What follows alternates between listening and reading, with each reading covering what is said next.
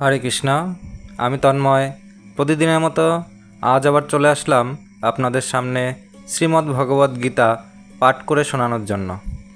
যদি আমার পাঠ আপনাদের মনে একটুও জায়গা করে নিতে পারে তাহলে চ্যানেলটি সাবস্ক্রাইব করে পাশের বেল আইকনটি প্রেস করে দিন, যাতে আমার পরবর্তী ভিডিওগুলো আসলে আপনারা সরাসরি তা দেখতে পান। চলুন তাহলে শুরু করা যাক আজকের শ্রীমদ্ ভগবদ্ গীতা পাঠ। আজকে আমি আপনাদের পাঠ করে শোনাব শ্রীমদ্ ভগবদ্ গীতা তৃতীয় অধ্যায় তথা কর্মযোগ নামক অধ্যায়ের শ্লোক নম্বর 9। যজ্ঞার্থাৎ কর্মণঃ লোকহয়ং কর্মবন্ধনঃ তদর্থং কর্ম কৌন্তেয় মুক্ত সঙ্গঃ সমাচার। অনুবাদ: বিষ্ণুর প্রীতি সম্পাদন করার জন্য কর্ম করা উচিত, তা না হলে কর্মই এই জড়জগতে বন্ধনের কারণ। তাই হে কৌন্তেয়, ভগবানের সৃষ্টির বিধানের জন্যই কেবল তুমি তোমার কর্তব্যকর্ম অনুষ্ঠান করো এবং এভাবেই তুমি সর্বদাই বন্ধন থেকে মুক্ত থাকতে পারবে।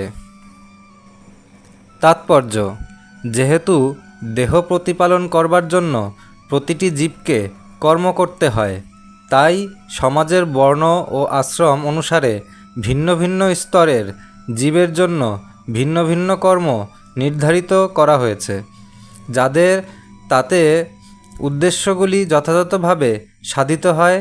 যজ্ঞ বলতে ভগবান শ্রীবিষ্ণু অথবা যজ্ঞানুষ্ঠানকে বোঝায়, তাই তাকে প্রীতি করার জন্যই সমস্ত যজ্ঞের অনুষ্ঠান করা হয়। বেদে বলা হয়েছে যজ্ঞ বৈ বিষ্ণুঃ।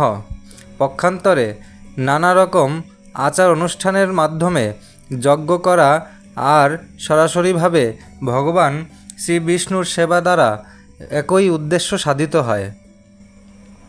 সুতরাং কৃষ্ণ ভবনামৃত হচ্ছে যজ্ঞানুষ্ঠান, কেননা এই শ্লোকে তা প্রতিপন্ন হয়েছে। বর্ণাশ্রম ধর্মের উদ্দেশ্যও হচ্ছে ভগবান শ্রী বিষ্ণুকে সন্তুষ্ট করা, তাই বিষ্ণুকে সন্তুষ্ট করার জন্যই কেবল কর্ম করা উচিত।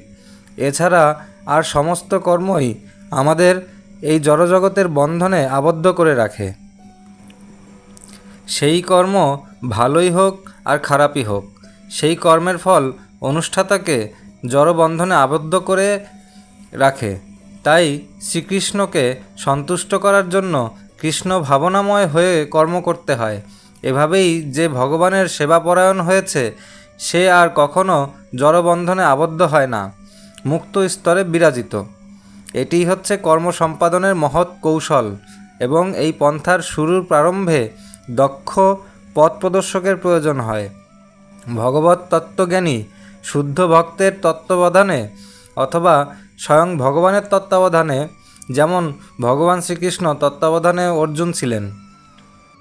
ক্ষমা প্রার্থনা করব। ওম যদক্ষরং পরিভ্রষ্টং মাত্রাহীনঞ্চ যৎ ভবেৎ পূর্ণং ভবতু তৎ সর্বং তৎ প্রসাদাৎ জনার্দন।